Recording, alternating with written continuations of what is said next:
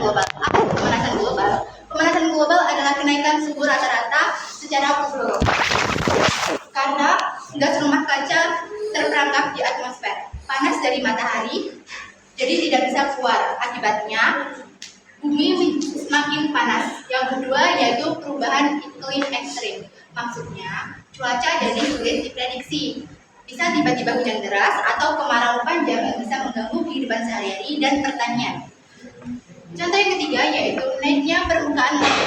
Naiknya permukaan laut diakibatkan karena suhu yang tinggi. Es di kutub mencair. Hal ini menyebabkan volume air menaik dan bisa menenggelamkan wilayah pesisir.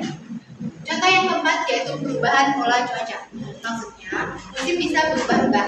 Misalnya musim dingin bisa datang lebih cepat atau lebih lama dari biasanya. Contoh yang kelima yaitu gangguan ekosistem. Hewan dan tumbuhan. Ya, silakan. Hewan dan tumbuhan bisa kesulitan beradaptasi dengan perubahan ini. Akibatnya, rantai makanan bisa terganggu. Contoh yang keenam yaitu krisis pangan. Krisis pangan diakibatkan karena iklim yang tidak stabil. Tumbuhan jadi sulit tumbuh, hasil panen gagal, dan bahan pasokan makanan berkurang. Contoh yang ketujuh yaitu ancaman kesehatan manusia. Panas matahari dan lingkungan yang berubah bisa menyebabkan penyakit mudah menular. Contohnya penyakit demam berdarah dan penyakit pernafasan. Yang kedelapan yaitu efek rumah kaca dalam mobil.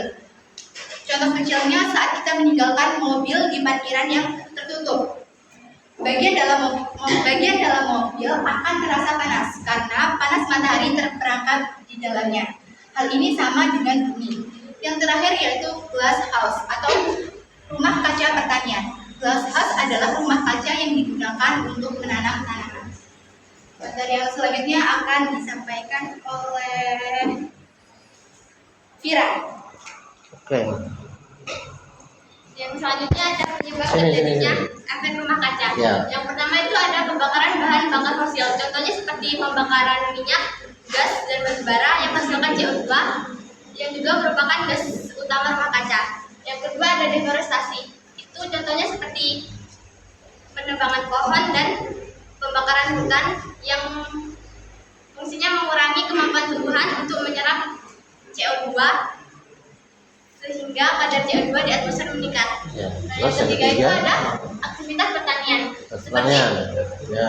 penggunaan pupuk kimia yang mengandung nitrogen dan metana dari peternakan yang juga berkontribusi pada peningkatan gas rumah kaca di atmosfer. Yang keempat ada emisi industri. Itu maksudnya seperti membebaskan berbagai gas rumah kaca seperti CFC, nitrogen, metana, nitrogen, dan oksida ke atmosfer.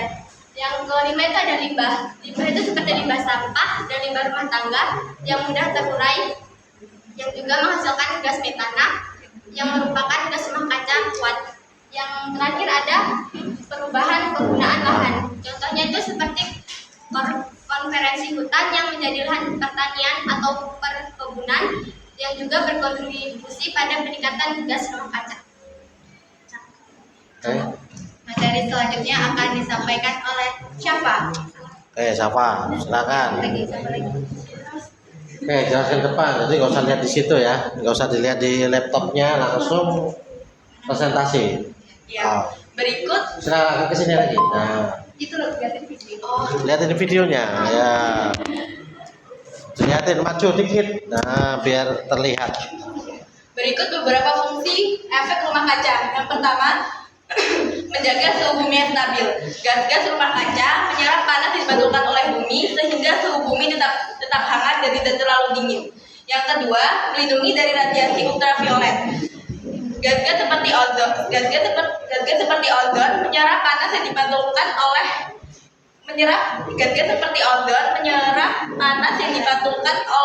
matahari sehingga mencegahnya masuk ke permukaan bumi. Yang ketiga, mendukung siklus air. Uap air salah satu gas rumah kaca berperan dalam siklus air yang penting bagi kehidupan di bumi. Yang keempat, mengatur proses biogeokimia.